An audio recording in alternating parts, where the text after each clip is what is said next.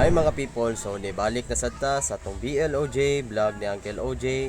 Uban na kami ninyo karong adlaw. So karong adlaw mga people, kung mga adto may sa may Steak Beach Resort sa may Kanibad mga people. Kay mag-overnight mi dito mga people. Og pagkataon mga people, niabot na jud mi sa resort mga people. Amo sa ipang parking ang mga sakinan o ginahinay na mig baktas padulong sa ubos mga people. Actually mga people, no, kaliban na jud kog balik diri astang ninduta silang dagat diri mga people, limpyo kayo ug hapsay kayo. Pwede pa jud ka ka-daytour ug overnight diri mga people. Kanang kaligoon na kayo asa mo mga to diri na mo sa Kanibad mga people.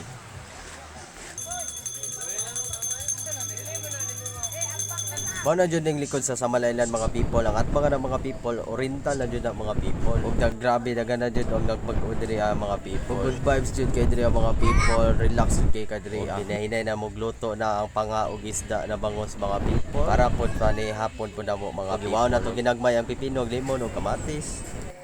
Di ba mga people, presko kayo. Labas pa, lami pa.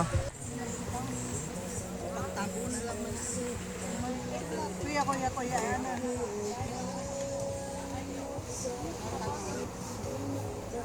Hello, Kim.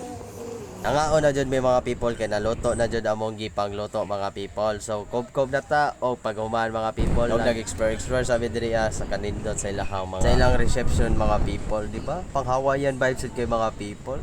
Og very crystal clear jud kay dagat diri mga people. Og maatbangan pa jud mo paggabi mga people. Ang makakanta na lang kag baby we are sun and moon.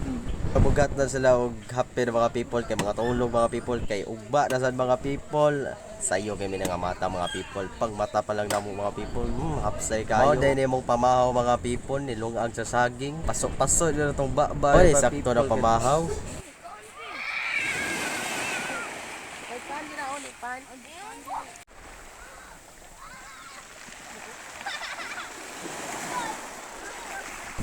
Kamu mga people, mga yun mong saging, silungag, unsa pa na saging na klase, basta ang saging, basta labing, pagkapinan pa yung puto, bali 100.